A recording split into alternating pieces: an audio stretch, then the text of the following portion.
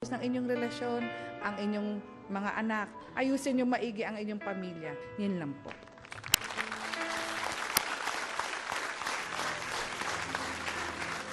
Napakarami ng matitinong tao ang nasira dahil lamang sa panghuhusga, pangalipusta, at pagmamaliit. Ngunit sinasabi sa ating kasulatan na wala tayong karapatan na manghusga. Tayo po ay may karapatang tumulong sa ating kapwa upang maayos po ang ating relasyon sa Diyos at ang ating relasyon sa ating kapwa. Wala tayong karapatang sumira nito. Kaya narito ang isang halimbawa ng isang pag-ibig na walang hahadlang. Kung totoo nga, anumang paninira, anumang pagkukundina ay hindi po magwawagi. Kaya alam ko at umaasa ko na itong relasyon nyo na sumuo ng napakaraming mga pagsubok ay mauuwi sa kasalan. Salamat po.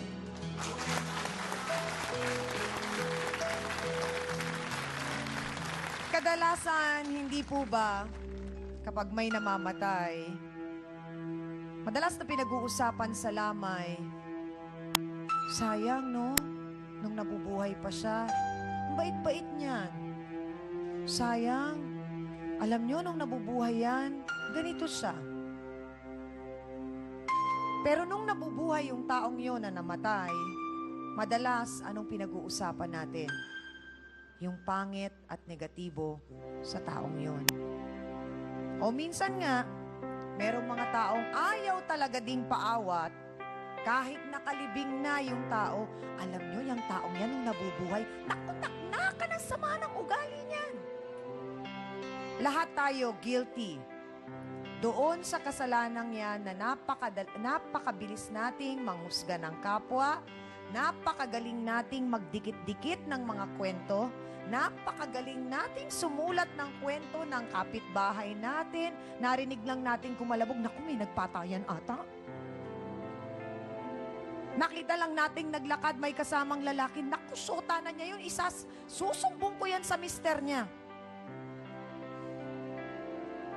Pero ang katotohanan, hindi naman natin alam kung ano talaga yung tunay na nangyayari at tunay na pinagdadaanan ng isang tao.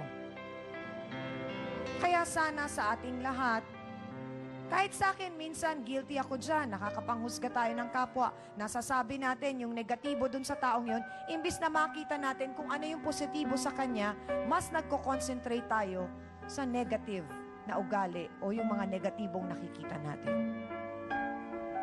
Kaya nga ang nakakatakot dito, kung ipagpapatuloy natin na ganun tayo sa ating kapwa, huwag nating antayin dumating na makakita tayo ng ating katapat at ipakita sa atin ang leksyon ng buhay sa masakit at mahirap na paraan, Joan. Alam mo kung gaano kasakit yung mga ginawa mong paratang na yon at panghusga kay Rose?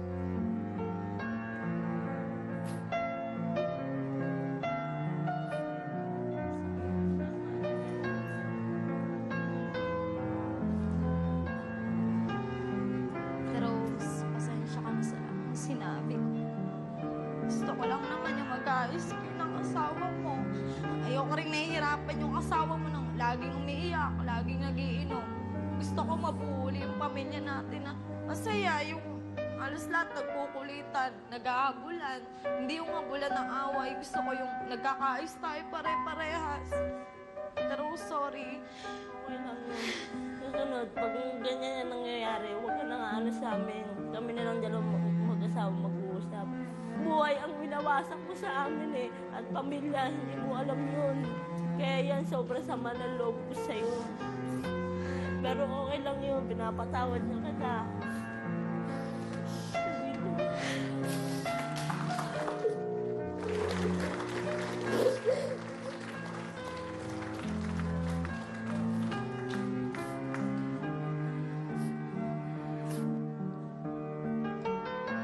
At Kuya Kimron, sana lang wag na rin namang maulit yung may mangyari pa na mababalik ka sa kulungan. Alam kong mahal mo ang iyong mga anak at lahat ay gusto mong gawin.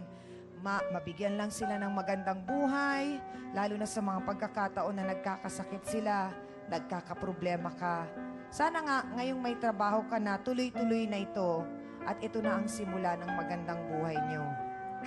Sana din, oo, sa mga oras na namumblema tayo, Ate Rose, huwag tayong mawawala ng pag-asa na humingi ng tulong sa Diyos. Kaya lang naman may mga pagsubok na nangyayari sa buhay natin dahil tinuturuan niya tayong matutong tumawag sa Kanya at huwag makalimot at huwag nating iisipin palagi na porket tayo'y tao, kaya natin to lahat. Hindi tayo si Darna. Kailangan natin ng Diyos sa ating buhay. So matuto tayong humingi ng tawad sa kanila. At mapapangako mo ba, Kuya Kimron, na magiging maayos na ang buhay ninyo ni Ate Rose? Opo, Tiyangami. Pipilitin ko po maging maayos ang buhay namin dalawang mag-asawa. Kasama na rin po ang aming mga anak.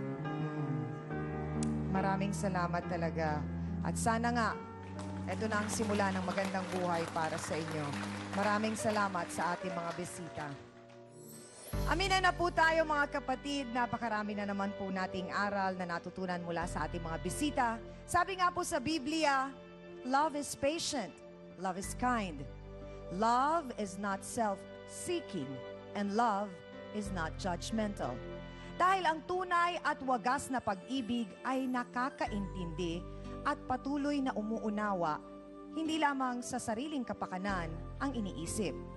Ang pag-ibig po ay isang simpleng salita na may napakalalim na kahulugan at may dalang hiwaga na sadyang kayang baguhin ang ating buhay.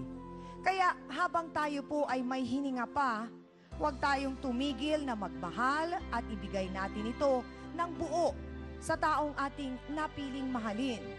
At para naman po sa ating face-to-face, heart-to-heart thought for the day, love is life. Kaya kung hindi ka natutong magmahal, para ka na ring hindi nabuhay. Salamat po sa inyong lahat. At thank you din sa aking co-host na si Hans Mortel. Sa Dance Squad, kay B1 at B2. Sa ating pinakamamahal na trio, Tagapayo. Siyempre pa ang mga sausawero at sausawera sa studio. At sa ating po mga bisita ngayong umaga na nagbahagi po ng kanilang kwento ng buhay. Marami kaming natutunan mula sa kanila, kaya maraming salamat po sa inyo. Thank you din sa ating mga sausawero at sausawera online. Kaya bumisita na sa aming fan page, Face to Face on TV5 at ang aking pong Twitter account, Perez Ami. Ako pa rin po, ang inyong pambansang kapitana, ang inyong siyang Ami na lagi nagpapaalala, ang problema, pwede mong tawanan, pero hindi mo yan dapat talikuran. Kaya kung may problema ka, harapin mo, pag-usapan natin yan. Para po sa inyo to, mga kapatid. Ngayong Biyernes, trabaho ng kapitbahay, kanyang pinagdududahan. Nasabi niya, sus, di naman yan call center. Lang naman yan. Bakit nga ba siya nakekealam? Kung call center ka, bakit ganun vote ko? Tsaka asan ang ID mo? Asan ang ID mo? Wala kang pakita, di ba? Tagasagot lang siya ng telepono. Sige nga, mag-English ka nga kung nagasagot ka. At talagang walang magawa sa buhay, kaya't pati sulat ng may sulat, kanyang kinakalkal. Hindi sila mabumoto lang kung ibibigay mo. Pakialam mo, nagkakasagot mo. Wala kang pakialam. Ano to? Nakasulat. Confidential, hindi man po nakabukas.